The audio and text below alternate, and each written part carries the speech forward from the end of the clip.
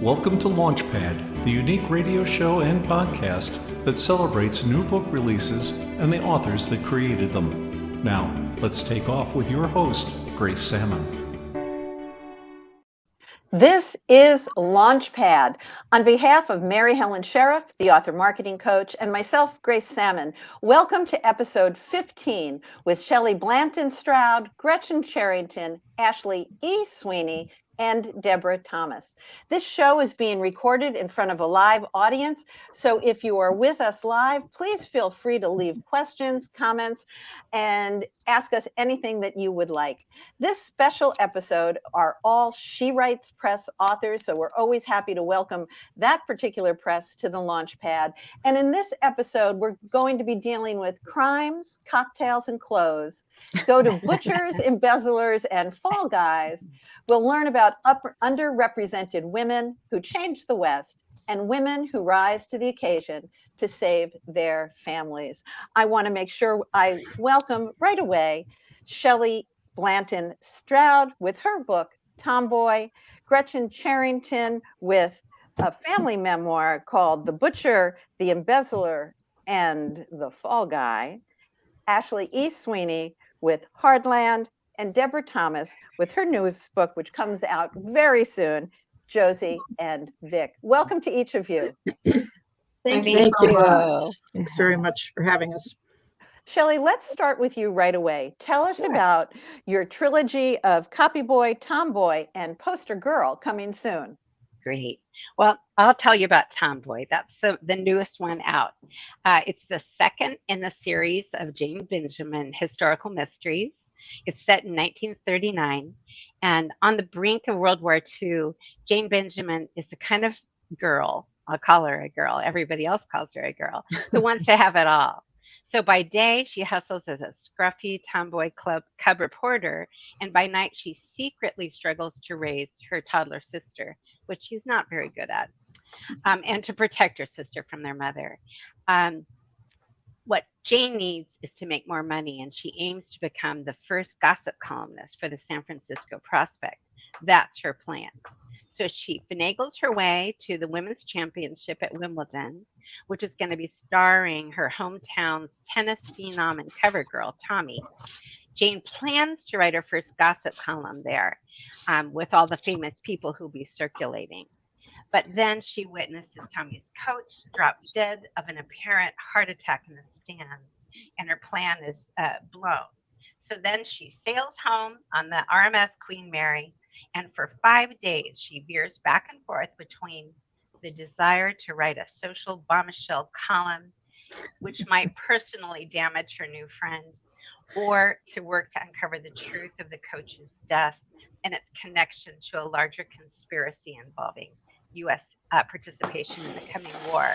And so Tomboy's got ball gowns, ballads, bourbon, and boiler rooms. It was a real hoot to research and write.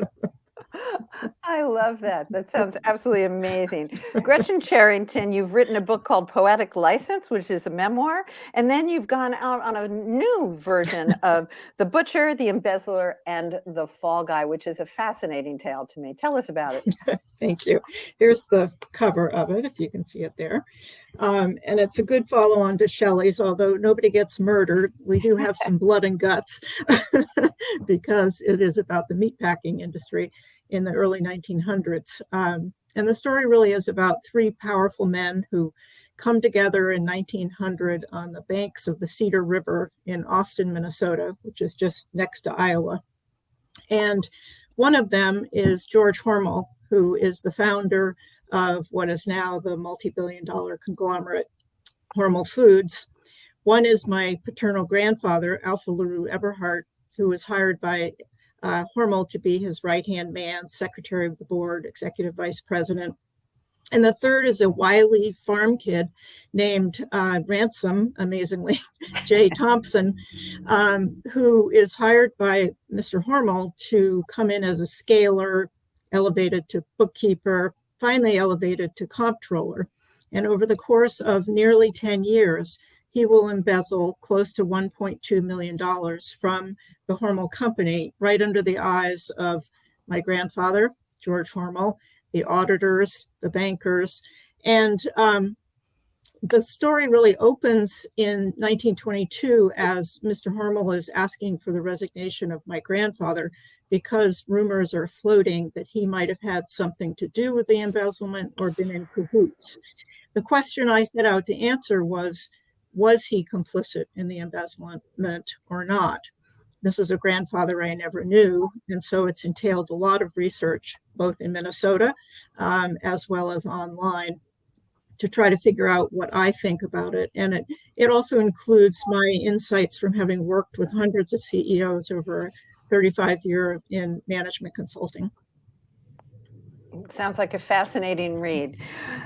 Ashley E. Sweeney, you've written Eliza Wade, Answer Creek, and now Hardland. Tell us about it.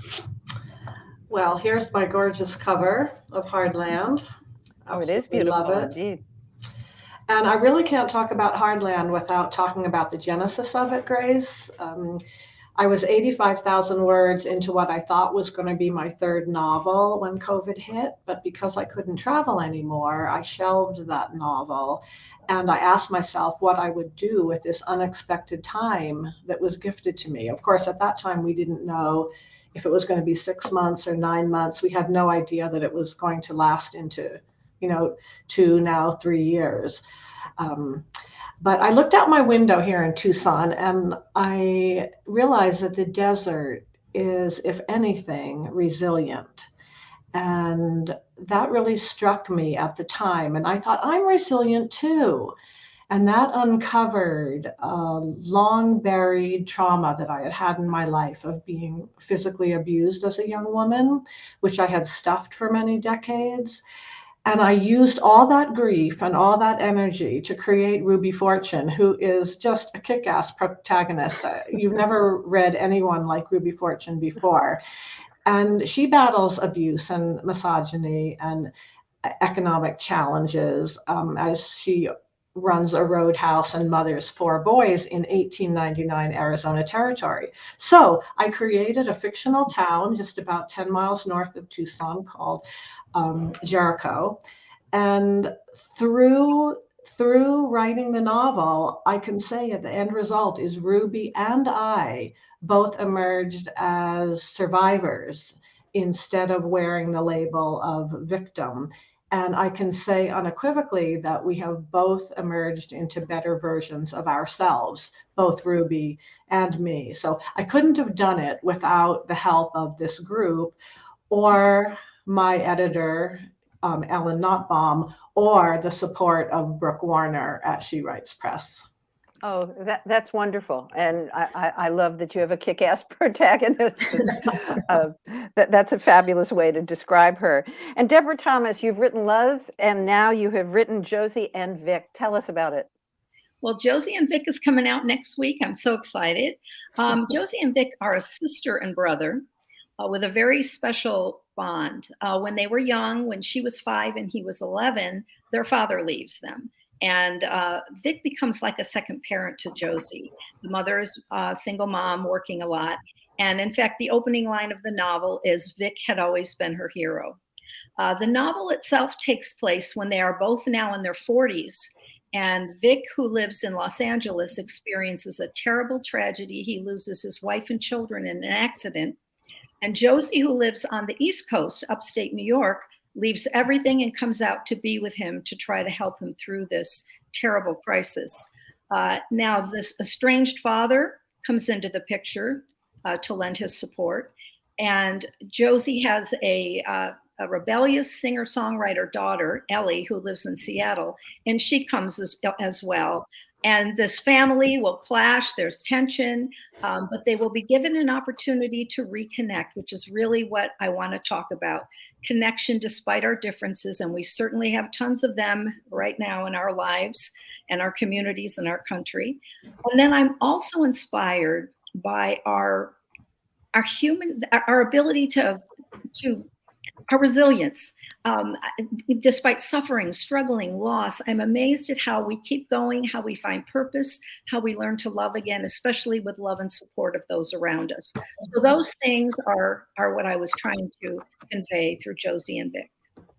And such interesting facts that the four of you write in very, very different genres, but still there's that theme of resilience and there's that theme of strength and trying to find commonalities. And that's whether your characters are real or imagined. So I love that. I want to make sure we welcome our guests who are joining us today. Good morning in various parts of the country. People are saying good girl power, wonderful stuff, great connection about resilience. So thank you for joining us. Please continue to comment and ask questions if you have them. We'd love to hear them as we go. Let's go back to Shelley for a minute. You've written these 3 books. Where did the inspiration come for those? You know, it's funny because it's a moving target. I began by having a family story that I really needed to tell that had come from my own father, who'd been a cotton picker with his family, who immigrated here during the Dust Bowl and migration from Texas.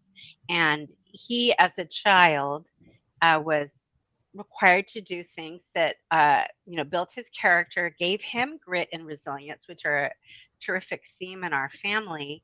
But also, I have always thought that maybe a child should not be asked to have experiences that require them to be so resilient and so gritty.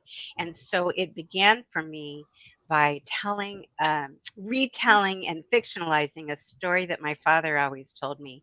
And then, when you turn your boat just a little to the left, you find that you're going to an entirely different country than you expected. So I did not plan to have a series featuring Jane. I planned to tell the point of view of a Dust Bowl Okie who tries to remake themselves and to gain some agency in the world. And then things just started happening. They took over. I love the line in your book, or at least in your book blurb, where you say that she's a very difficult girl. She's going to be absolutely amazing, but that is years to come. Yeah. Well, and that is a part of my idea that really fabulous people don't always seem so fabulous. Early on, I think they seem difficult. Ashley, let's go to you on that same question about where did this real nugget of these come from? You talked about how in Hardland it was the resilience. Is that true of your other 2 novels as well? You could say so, yes. Although I write standalone novels, I don't have a series going. So Eliza Waite, the genesis of that novel was actually discovering an abandoned cabin on a remote island in the San Juan Islands in Washington and standing in that very space. Setting is very important to me. In fact, some people say setting is even a character in my books. And so standing in that abandoned cabin, I just felt like there was a story there that I wanted to bring to the world. I didn't even know what the story was yet, but I had that feeling. And the same thing happened with Answer Creek. When I was actually in Alaska marketing Eliza Waite back in 2016, we crossed a river called Answer Creek. And that just stuck in my mind. I call it a title in search of a story. And it took me a while to come up with that. But I figured if I'm focusing on untold stories in the American West, although I'm thinking of broadening my brand for all of the readers out there, I thought I'm not really going to be worth my salt unless I write about the most iconic Western story, and that's the Donner Party. And so I took on 4 years of research, including traveling across the entire Oregon, California trail to bring that story to life. So you never know where you're going to be or what's going to be said, and it sparks something. So I actually have about 8 other ideas in the hopper, and so including the one that I shelved. So I really don't know what direction I'm going to go next after my next one. I am halfway through another novel that has a publishing date of next fall. Well, we're excited to see whatever comes next. Gretchen, with yourself, you obviously have a family link to both of your books.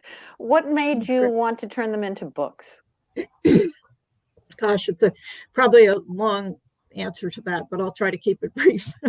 I think, one inspiration for me was this quote that I saw from Rachel Cusk, and it was in her trilogy Outline. And it said something about how writing comes from tension, the tension between what's inside and what's outside.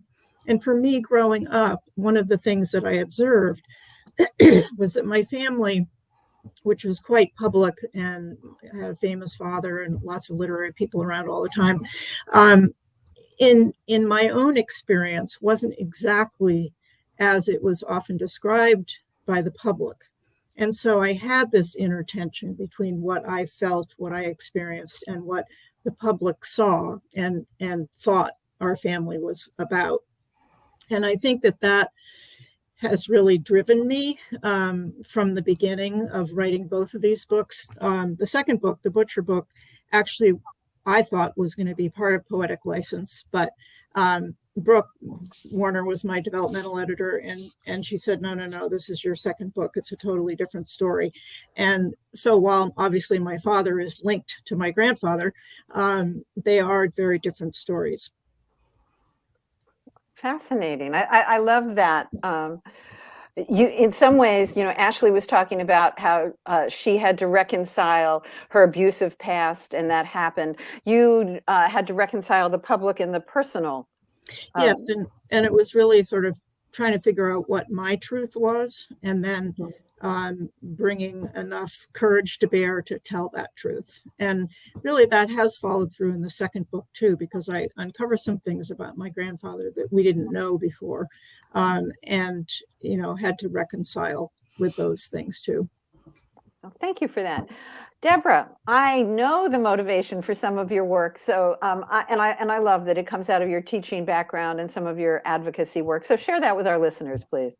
Well, many years ago, I taught English as a second language to adults, and it was around the time there were a lot of deaths in the desert, people trying to cross our border, and I became involved in immigrant rights groups and had quite amazing experiences that I could talk a whole hour about. But I knew I wanted to write about them in fiction. I love fiction because I think fiction draws the reader in to experience what the character's going through. And I thought maybe that would be one way for people to see what problems, what issues are going on at the border, why people leave, what their experience is like, people who had no clue. So I first wrote Loose, which is about Alma, a young girl whose father is a migrant farm worker who goes missing. And she travels the length of Mexico and across the border to try to find him. Now, Josie and Vic has aspects of immigration issues as well.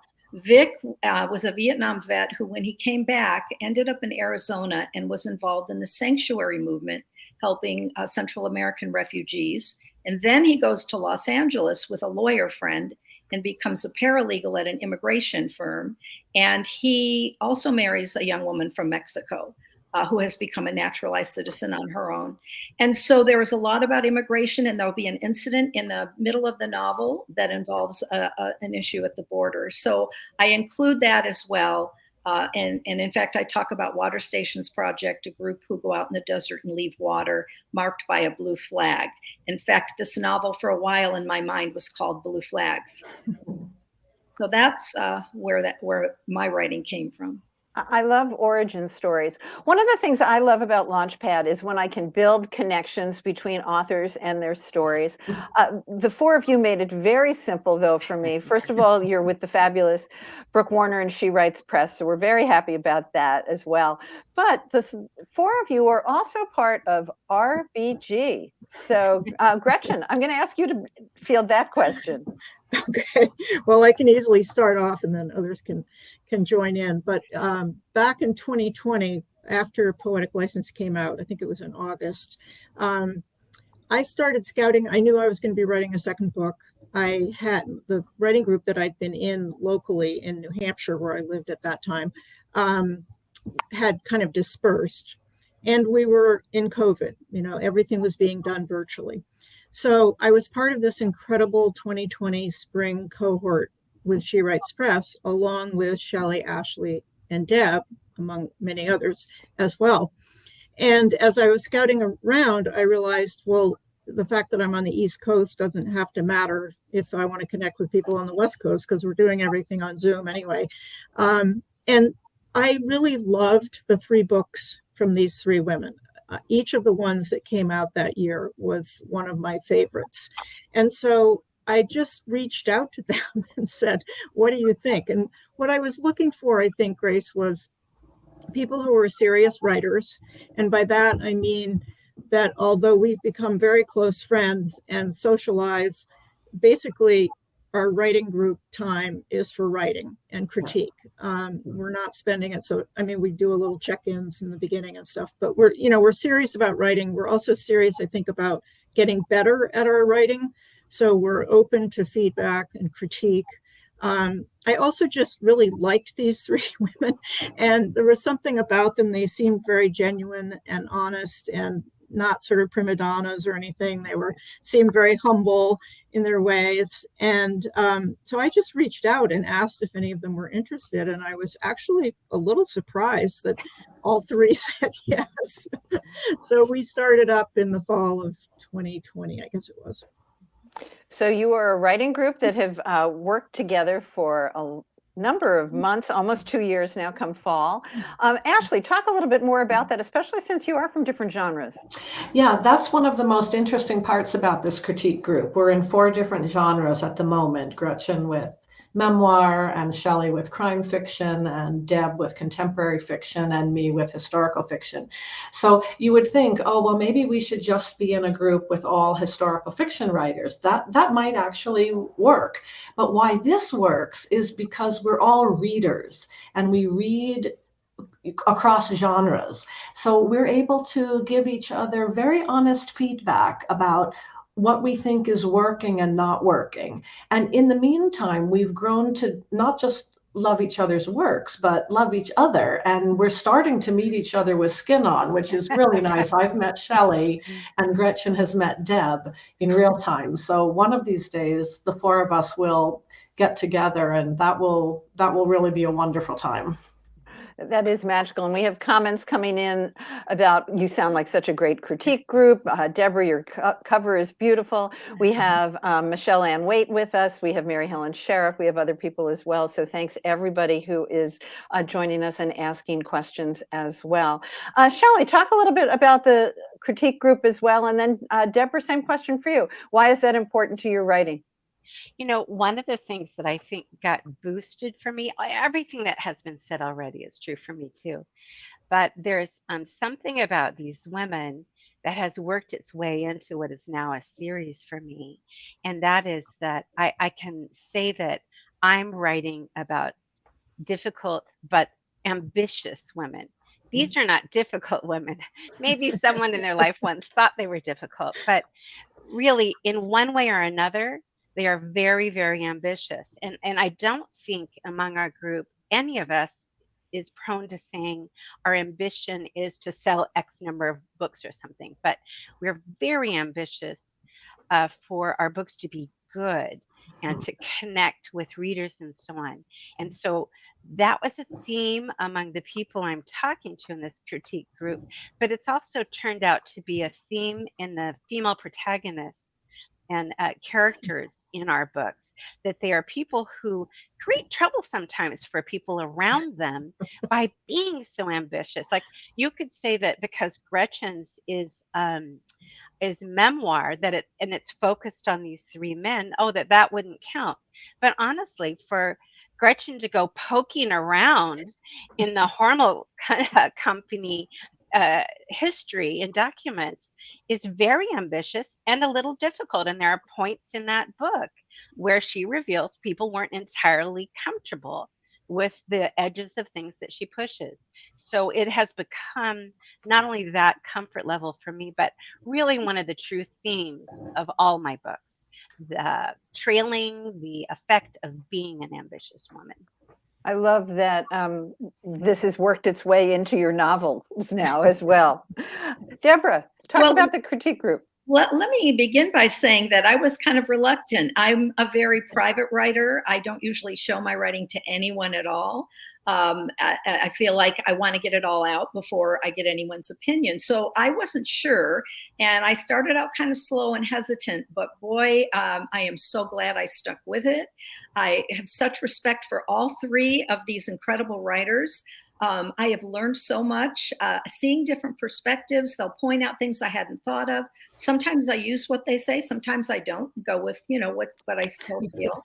But it's just been wonderful for accountability. I always make sure, I'm going to have something every month and it's going to be the best it can be. It does push me. And then, of course, we bounce ideas off each other. We're all talking about what we're going to write next. And it's so exciting.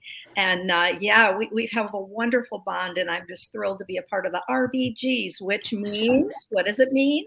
Radical badass women. I think right after this episode, I need to create a critique group. So I think this is wonderfully, and I love that Laura Buchanan, who is an author, is joining us, says, "Yay for ambitious women." I think that's very hard for us, for some of us, to own that we have certain ambitions. So I'm very glad that that theme came up, that it's okay to be ambitious. One of my favorite questions on Launchpad is, what did you learn from your characters? And believe it or not, we only have 4 minutes left. But so I'm going to actually start with Gretchen, because yours aren't characters, but they certainly play a role in your family life and in your head. What have you learned as a part of your writing process? Well, I think, one of the things I've learned, particularly about my grandfather in this book, is just how human he was, with all of his strengths and his weaknesses. This is a man that I didn't know, died long before I was born. But he was held up kind of on a pedestal as being almost perfect. And so that's how I grew up thinking of him. But in fact, he's a human person. He had his strengths and weaknesses. And I've come to love him even more so because of that. I think given the situation that he found himself in, I don't know that I would have done any better than he did, or any of us would have. And so for me, that was really meaningful, because he's somebody that I didn't know, but I wanted to get to know. Thank you. Ashley, you talked about your own healing. What else did you learn from your characters in your book? Well, when you're a writer of any type of fiction, there has to be a character arc in your story, and the character can't be the same person at the end of the novel as she is at the beginning of the novel. And so I like to liken that fiction can transcend reality. And by writing a book, we're not the same person that we were when we finished writing a novel that we are when we started writing a novel. So with every book, I hope to improve my craft and to tell wonderful stories and continue evolving into the best version of myself that I can be at age blank. And that's one of my favorite themes about never being done, to reinvent ourselves. Debra, what did you learn from Josie and Vic? That's a great question that I just now had to think off the top of my head. What am I going to answer? And I've got an answer. Josie is struggling with the relationship with her father that abandoned them. And I think what I was trying to write through this book was, how do we connect with people where we have great differences? Can we connect? Yes, we have commonalities, but if the differences are so great, can we still find a way to connect? And I had Josie struggle with that, and you'll have to read the book to see what happens. But I think that's because, of course, we're living at a time of great division, and I struggle with wanting to love everyone and accept everyone. But there are a lot of reasons that I struggle with that. So that is what I realize I've learned by exploring Josie and her relationship with her father. Thank you. Shelley, last but not least, same question. Well, Jane is a narrator from the very beginning. As an old woman, I think of her as a super cool crone. I knew her first as a badass crone before I envisioned her as a 17-year-old girl. And so from Jane, I think I've learned to take the risk of maybe being naughtier than I ought to, because by the end, it won't really matter. I can take some risks. I can go out on the edge of things. I can even jump when I'm off the edge of things. And I might get somewhere because of it, and the harm may not be lasting. I love that. I can't wait to, Great. my TBR pile has just grown astronomically. I can't wait to do each of your books, the pleasure of reading it. And I just want to thank each of you to be on the Launchpad today. Shelley Blanton Stroud with her book that she's talking about, Tomboy, with Poster Girl coming out. Gretchen Cherington with The Butcher, The Embezzler, and The Fall Guy. Ashley E. Sweeney with Hardland, and Debra Thomas with Josie and Vic. Thanks to each of you for being here on behalf of Mary Helen Sheriff, the author marketing coach, and myself, Grace Sammon, soon to have out 3 books called Launchpad in collaboration with others on writing, publishing, and marketing your book. Thanks to everybody who has listened today. And thanks for being on Launchpad. Thank you. This episode is copyrighted by Grace Sammon and Authors on the Air Global Radio Network. Thank you for visiting with us on Launchpad.